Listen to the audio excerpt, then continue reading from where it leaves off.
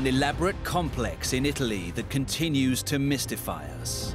This tunnel entrance looks like something straight out of Lord of the Rings. It takes you deep under a mountain and it looks like you're entering Mordor. A colossal structure on the American West Coast. There's a real spooky feeling, especially when the mist is just hanging over it. It's almost like a ghost workforce has vanished from sight. An island paradise masking a history of violence. Some of these drawings are made in blood, hinting at the island's dark past. And a ghostly town that fell victim to the pace of change. They look like something out of a horror movie.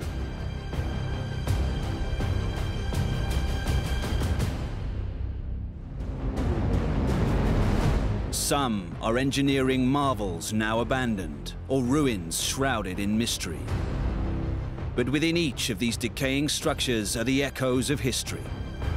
While some are associated with dark times, they are all reminders of human ingenuity and endeavor. Each haunting shell is now ready to be unmasked to tell its own unique story.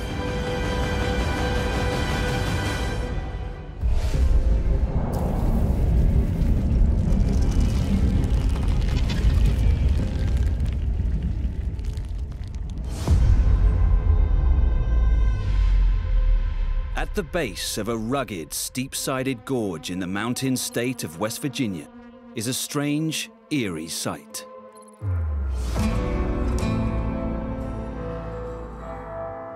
The town itself is set sort of deep within a sort of risen gorge, and so in some ways it's kind of almost protected by the rocks around it and quite hidden. Despite being so isolated, the town has an oddly familiar feel. You kind of feel like you're walking into a movie set from a late 19th century, early 20th century scene where maybe there should be some poker dealers, maybe a few ladies of ill repute. It really is as though people were there yesterday and now things have stopped and they've moved on. A strip full of stores flanking a railway line seem almost completely intact. At the base of this narrow gorge, you come across a strange sight. A row of shops and businesses. It has all the markings of a town. But then it dawns on you, this place has been completely deserted. It's not like your typical ghost town where everything's falling down or in ruins. The buildings look like someone could move in and fix them up and turn the lights back on.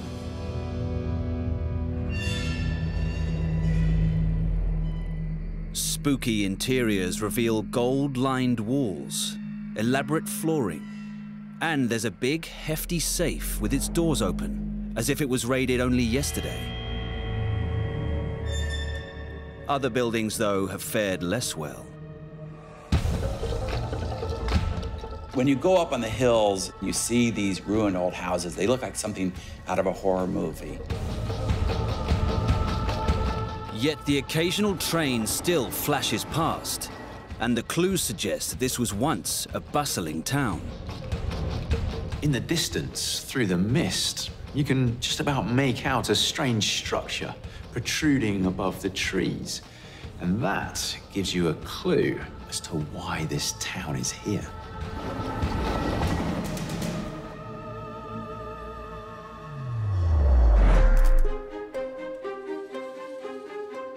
Over 100 years ago, this was a thriving town. As Leah Pekowski of the New River Gorge National Park explains. The overwhelming feeling for many is that it is the end of nowhere, when in truth, in the early 1900s, it was the beginning of everywhere. The Chesapeake and Ohio Railway Company built a depot here in 1904. The railway was the only way to get in or out, and just 2 years later, there were 36 stops over 53 miles of track through the gorge. And the busiest of them was here, Thurmond. Thurmond was really a transportation center as well as a social center for the New River Gorge. You know, there were multiple stores, avenues for entertainment and transportation. It's hard to imagine now, but up to 20 passenger trains once stopped here every day. Their engines fueled by the mighty coal station that still dominates the town today. In 1910 alone, the depot served 76,000 passengers. Local newspapers referred to it as the biggest little town. The boom years were driven by black gold. From the mid-19th century to the mid-20th century, the American economy really ran on coal. You had the steel industry, you had coal-powered trains traveling all over. All that coal had to be mined, and the New River Gorge was one of the best places to mine it. Through the gorge, seams of coal have been exposed in the mountainside, but this isn't just any ordinary coal. This is top-quality, smokeless coal. Thurmond's trains enabled this precious resource to be swiftly moved from the local mines to customers across America. The money began to pour in. Once you'd built up a lot of infrastructure, then come the banks, then come the people, then come the hotels. The banks here became the wealthiest in the state. Yet this was very much a railway town with a transient workforce, which had a very specific set of requirements.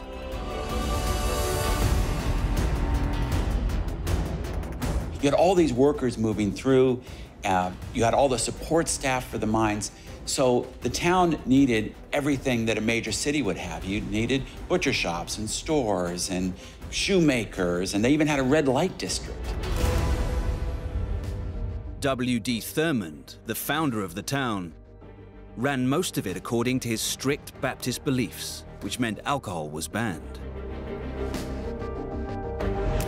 Yet, to his dismay, the hotels in the wider community became famous for drinking and much more besides.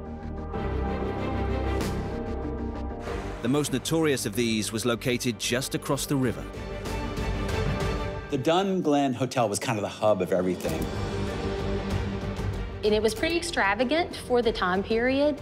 There were 3 stories, 100 rooms, a lot of businessmen stayed there. This was the social core of the town, where coal barons and laborers alike partied hard. A red light district soon developed round this colorful place.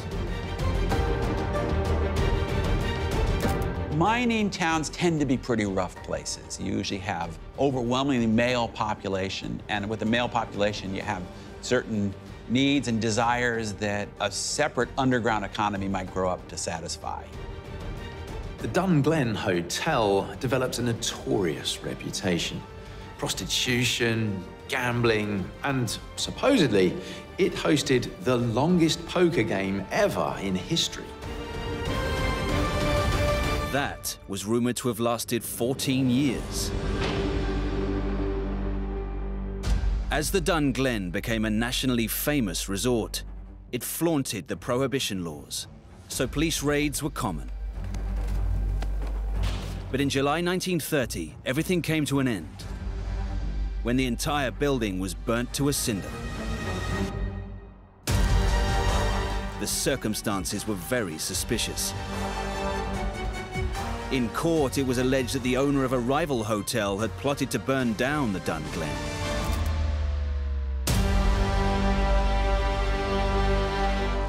There's several theories of why the hotel burned, but really and truly it is a mystery.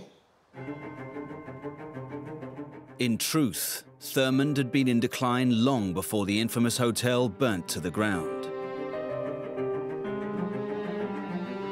It fell victim to a combination of prohibition, the rise of the automobile, and the relentless pace of change. gradually technology changed. There were other ways to mine coal. Strip mining began to replace the kind of deep underground mining that was done in the New River Gorge. So over time, the mines began to shut down. The economic high tide of that era began to recede, and with it went the fortunes of the town. The railroad kept Thurmond alive into the 1950s before it suffered another blow. This one was final.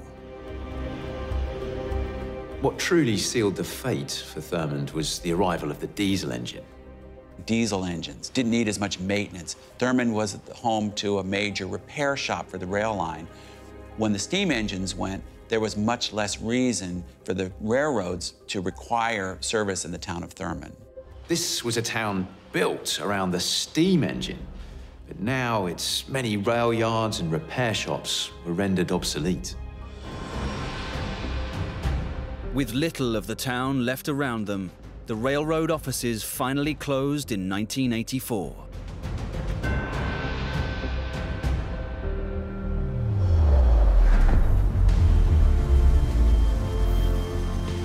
Today, trains still rumble through Thurmond's haunting remains, a poignant reminder of its once bustling past. Thurmond rode the boom and bust of coal in the United States.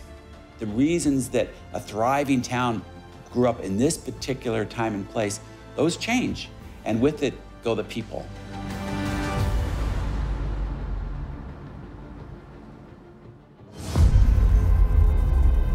On the west coast of the United States, just north of the city of San Francisco, lies a colossal structure carved into the ground.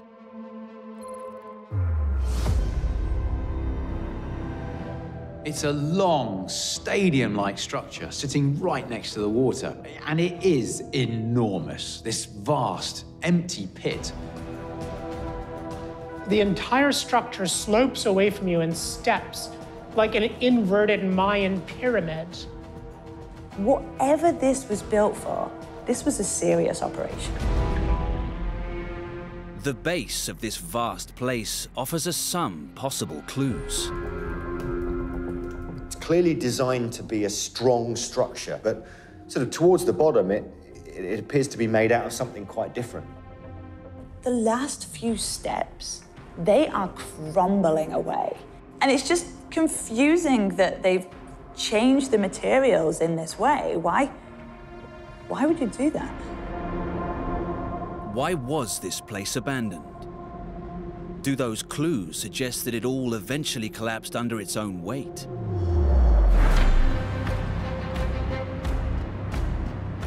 The story of the site goes back to the 19th century.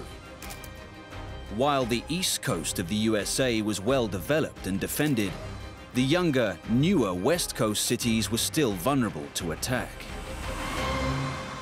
As gold is discovered in California, it becomes more and more important to project power to the West Coast in order to make sure that nobody comes along and takes it. It must be defended. Battles were being fought against Native Americans in the north, and there were other wars in Central America to the south. Mare Island was the obvious site for the first naval station on the west coast. It was the completion of this particular facility in 1891 that would power the US into the next century, as retired engineer Bruce Christensen explains. This was definitely the dawn of a new era for the United States Navy in the defense of the United States of America. It measured over 400 feet in length and took almost 20 years to build. This is Mare Island's Dry Dock number 1. The construction of this huge dry dock resulted in a new era to allow ships larger than had ever been allowed before to dock and be repaired and overhauled. The The dry dock immediately proved its worth, greatly enhancing the defenses of the US West Coast. But an unexpected event soon threatened its future. The main parts of the structure, these big steps, are made of massive blocks of granite, and all of that granite had to be brought in by ship. So you can imagine this is a major undertaking. Granite is heavy. Whoever built this, they weren't thinking about saving money. They were thinking about building a structure that would last. But the bottom few steps tell a different story. When you look at this crumbling of the lowest levels, you wonder, was it this disintegration that caused this place to be abandoned? Two very different types of building materials, both of which are a big part of the dry dock's story. In 1898, the Mare Island dry dock was given a severe test by Mother Nature. Testament to how good and strong the structure is, that there was a big earthquake that struck that island. All the buildings in the vicinity, so around it, they collapsed. But the structure itself remained pretty much intact with very little damage whatsoever. The fractured lower steps, in fact, reveal a later attempt to adapt the site. Other shipyards were built that took the defenses on the west coast to a whole new level. But Mare Island was in a class of its own, something it proved during World War I with the construction of the USS Ward. The USS Ward was a Wicks-class destroyer named after James Ward, the first US Navy officer to be killed during the American Civil War. The urgent need for destroyers during World War I saw the Ward built in a scarcely believable 17 days. She was commissioned on the 24th of July, 1918. This place set a record in shipbuilding. Just 17 days to construct a battleship. That's just phenomenal. After sliding down a neighboring shipbuilding ramp, the USS Ward entered the dry dock for some essential finishing touches before joining active service. However, it was during World War II that both USS Ward and the Mare Island dry dock really wrote their names into military folklore. The Ward had been decommissioned in 1921, but was recommissioned and upgraded ready for battle in 1941. Both the dry dock and that ship would soon make history. The Pacific starts to be a place of danger for the US. And in order to ensure that the United States can defend its Pacific coast, it needs facilities to support a navy on the Pacific coast. Tension between the USA and Japan had been growing for years, and the diplomatic efforts to ease them had borne little fruit. In December 1941, after months of planning, the Japanese made a surprise preemptive attack, aimed at destroying the US fleet as part of their plans for the conquest of Southeast Asia. There had been no formal declaration of war. The target for the attack was Pearl Harbor.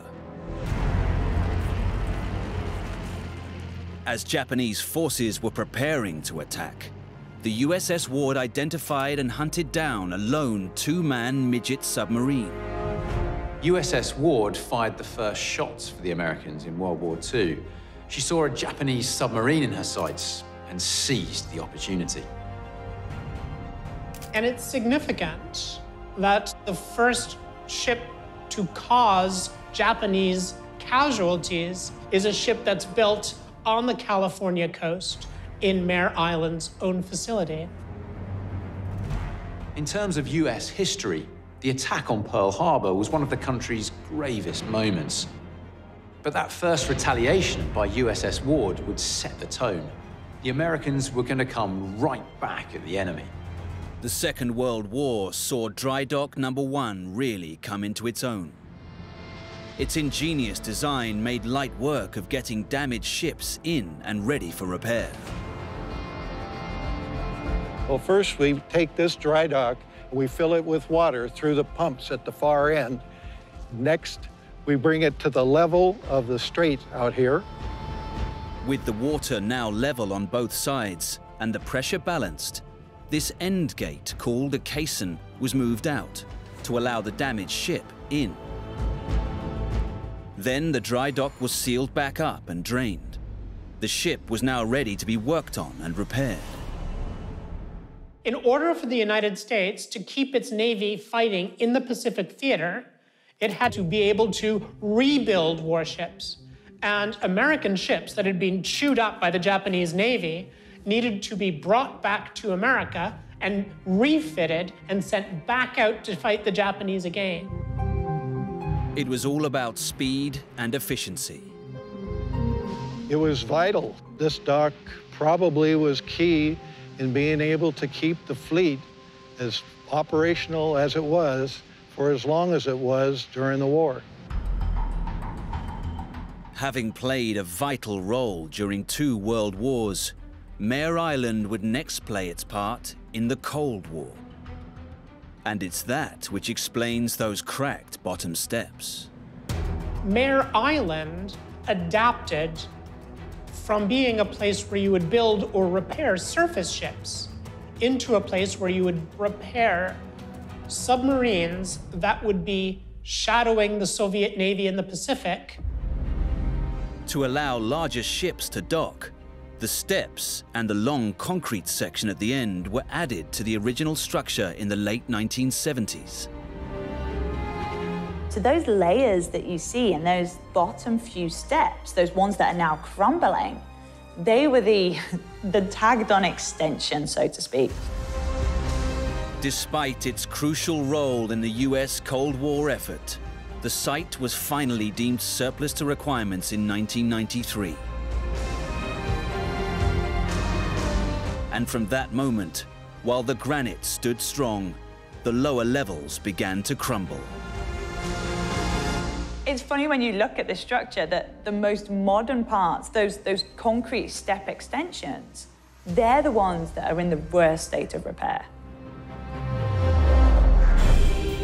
Ultimately, this dry dock had been a vital part of the defense of the West Coast for over a century. Without this place, the history books might tell a very different story.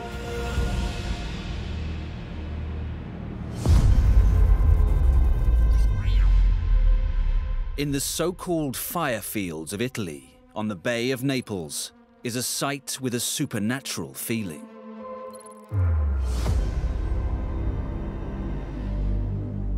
In the shadow of Mount Vesuvius, the destroyer of Pompeii, a labyrinth of underground tunnels continues to mystify. This tunnel entrance looks like something straight out of Lord of the Rings. It takes you deep under a mountain and it looks like you're entering Mordor. A location like this was surrounded by a lot of myth and mystery. Symbolically, it certainly seems like an entrance to the underworld. The evidence suggests that this tunnel complex was deliberately filled in, and its secrets left buried for thousands of years. But new investigations are unearthing clues suggesting this was some kind of ritual center. There's a kind of feeling of showmanship.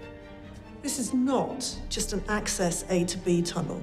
This complex network of caverns and tunnels was so extensive that clearly some incredible engineering happened here.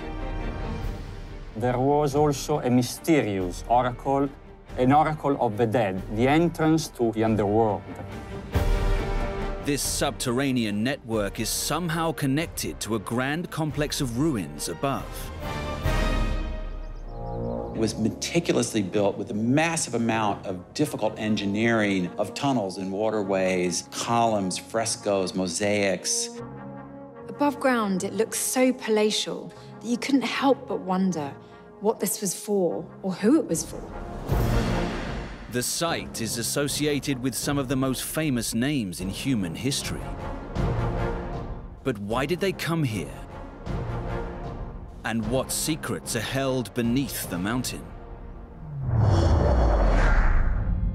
Descending from the sister volcano of Mount Vesuvius is a strange tunnel. The secrets contained within the base of the mountain remained buried and hidden for thousands of years, until a dramatic discovery was made in the 1960s, as caver Graziano Ferrari explains.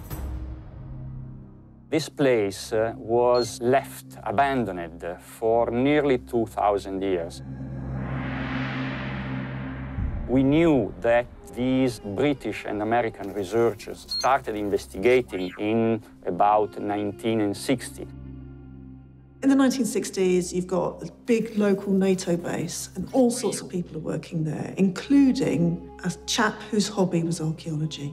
And he found this site.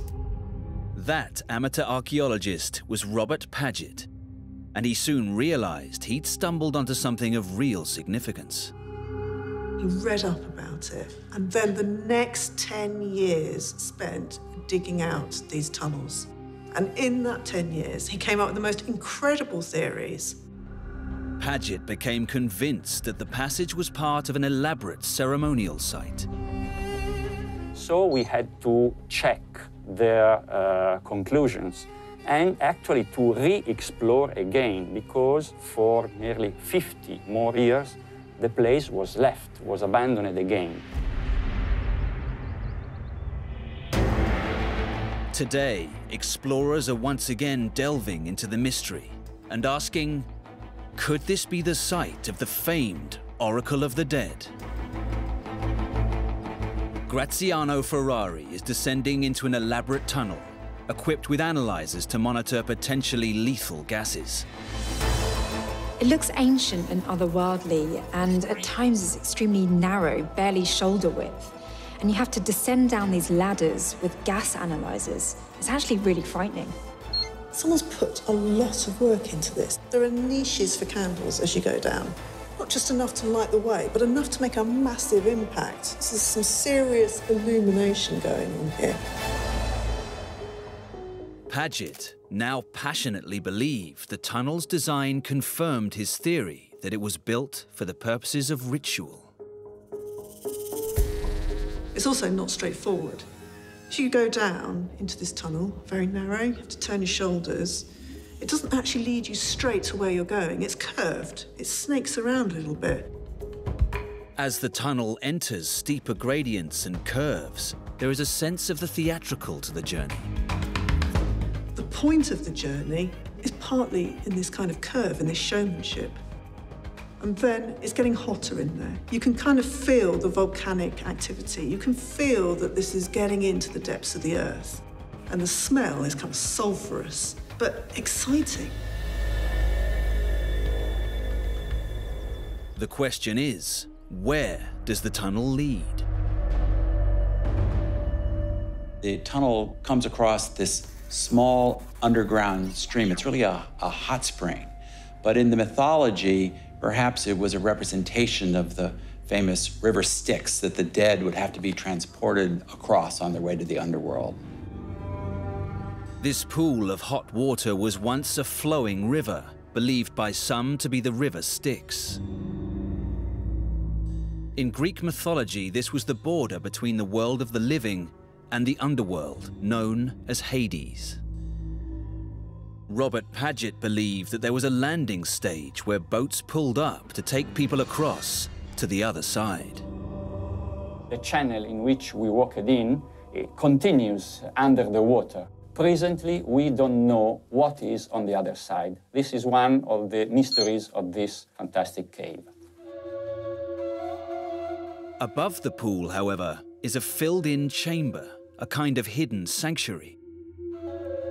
This led Paget to conclude that the whole design of this cavernous system was supposed to mimic a visit to the underworld.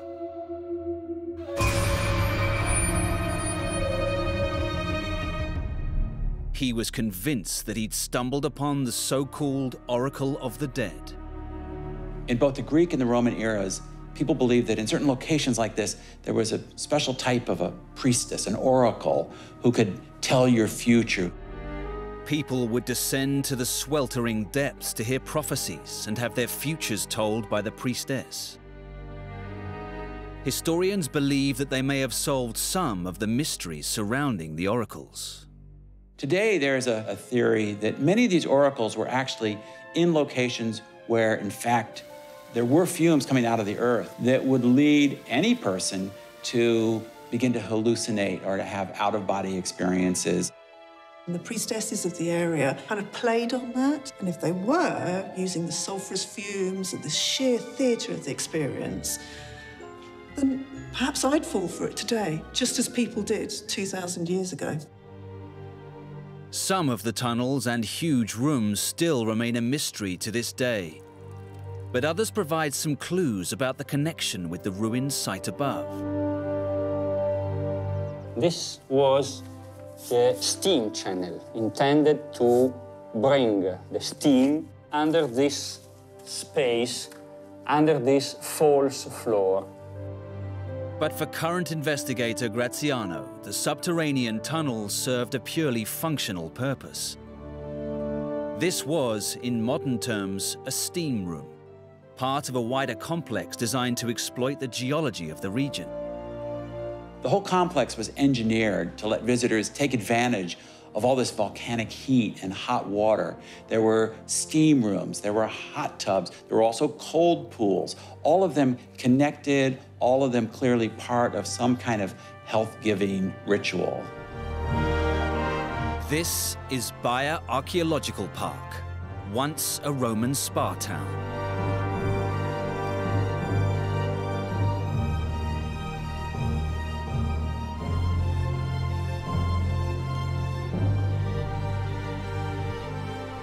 The whole complex was a luxurious resort for the Roman elite.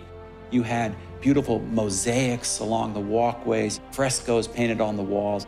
Here we have another amazing section of the Baia Park. We had a semicircular area with rooms and a round pool in front of the amazing landscape, the whole Gulf of Pozzuoli. You can imagine people like Caesar or Cicero having a bath in this pool in front of such a wonderful landscape. An enormous amount of work and artistry went into building this complex. Chambers and tanks interconnected with tunnels and underground steam channels, complete with waterproof lining, created a complex hydraulic system. Domes, such as the Temple of Diana, which is older than the Pantheon in Rome, functioned as cold baths. Other features include sunning rooms and swimming pools on the terraces, complete with dramatic views across the bay. Baia became notorious for that hedonistic lifestyle. It really became an area of scandalous immorality. We know from the records that Caesar and Cicero frequently visited there. I mean, it was a playground for the rich and famous. So how and why did this extraordinary and famous resort come to be abandoned? Ultimately, it was all down to geology. The reason this site is here is because of the thermal seismic activity. That was a big part of its downfall. Here in the Phlegrean fields, we had a slow raising and lowering of the land due to volcanic action. One day it all went too far and parts of the resort started to slip underwater. And when that happened, the writing was on the wall. Today, this remarkable site is open to the public, yet it remains largely unknown to tourists. Meanwhile, investigators such as Graziano continue to delve into the mysteries still held in this unique complex. This is over 2,000 years old, and yet you can imagine people coming here for that luxury experience. The joy of the archaeology here is immense, and the stories behind it, well, they could have happened yesterday.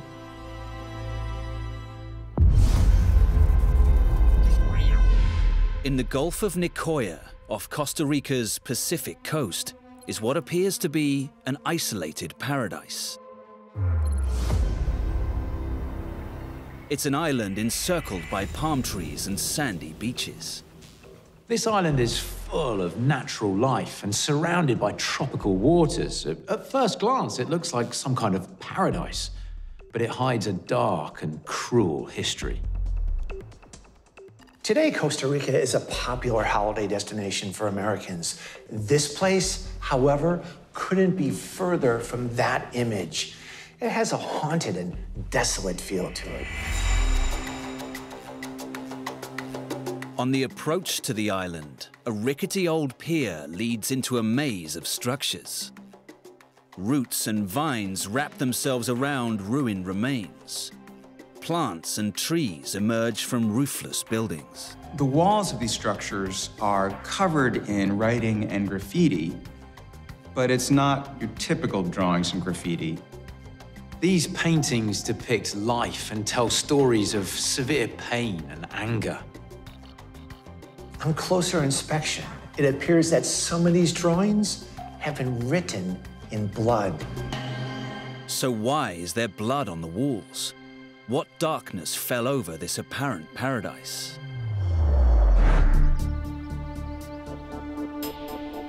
The island has been used for centuries, going back to a time when Costa Rica was part of the Spanish Empire. Isla San Lucas is an infamous island. It's been used as a prison for centuries, going right back to the Spanish conquistadors, who used it as a detention center for local tribes in the 16th century. But the remnants of metal bars and the thick security doors suggest this site has been used more recently. In 1871, President Thomas Gardia created a constitution for the newly independent nation of Costa Rica. While he abolished the death penalty, he also chose this location for a new penitentiary. And for prisoners here, life was very grim indeed. This is Isla St. Lucas Prison. This became a prison for some of Costa Rica's most notorious criminals. Thieves, murderers, hitmen, you name it, they were here. It was certainly not a place for the faint-hearted. Prisoners fought amongst themselves, not just with their fists, but with self-made machetes, as former inmate Eloy Solorzano recalls. I was in a machete fight with some prison inmates. Thank God I'm alive to tell this story. These things I experienced, I hope to God never to live again. Atrocities were commonplace here, and overcrowding was rife. You had as many as 70 prisoners kept in a single cell. Adolescents as young as 14 years old were incarcerated and placed in this environment of disease and murder. And to be sentenced here was considered by many to be a death sentence. Inside the crumbling cells, graffiti covers every wall. The art and graffiti on the cell walls give a fascinating insight to what the prisoners were going through. They clearly depict the life of suffering, pain, hatred, and loneliness, as well as highly sexual content. A horrific rumor has recently surfaced about the suspicious fading red color of some of the graffiti.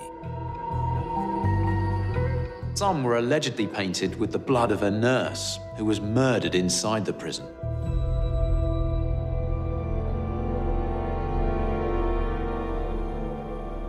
It wasn't just the inmates who made the prison notorious. The brutal prison guards, too, were infamous. Barbarous methods, including torture, were used to control the inmates. One punishment was particularly cruel. Here in San Lucas, before human rights came in, you for any reason could be put in La Plancha. One common punishment was placing prisoners in a dungeon full of raw sewage and leaving them there for days on end. It was a penitence to be there. There were bugs. It was something subhuman. I wouldn't wish this for anybody. Atrocities here were commonplace. You had up to 70 prisoners kept in a single cell. You had adolescents as young as 14 sent into this environment full of violence and disease. These ruthless methods were used by a particularly notorious police squad based at the prison. There was a police squad here called Los Cocobolos. Now, if you were a prisoner, these were guys you wanted to keep on the right side of. They were good at hitting us with sticks. That was a really bad part. You tried to get along with them, to have a better coexistence.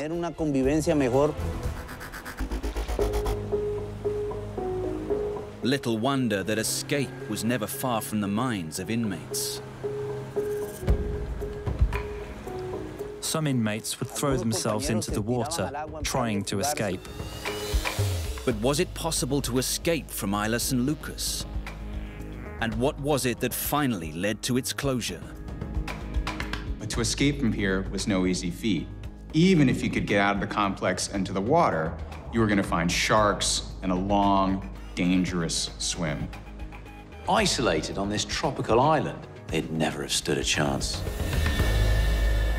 Many didn't even make it to the water. And from where they were caught, within the perimeter of the island, they were brought to the dungeons, hitting them without stopping.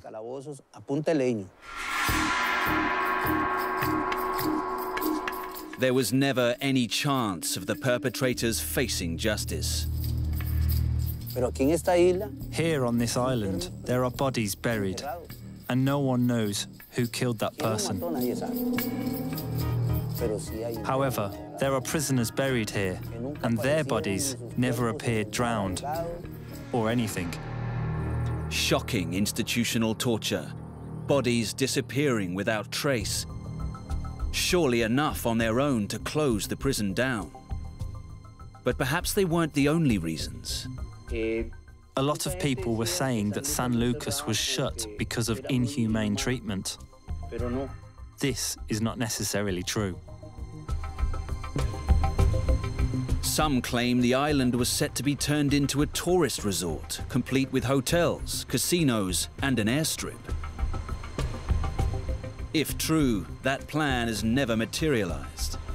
But the prison has been closed and abandoned. And the future for Isla San Lucas looks altogether brighter.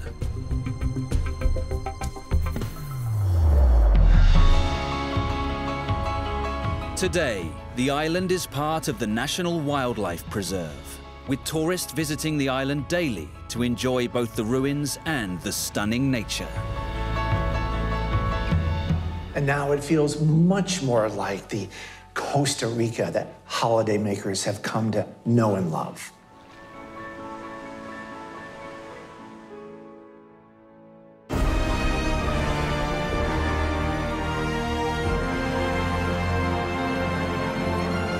Now they lie abandoned, but once they were the cutting edge of engineering. There are echoes of history within these decaying structures that remind us of terror and war, but also of great innovation and human endeavor.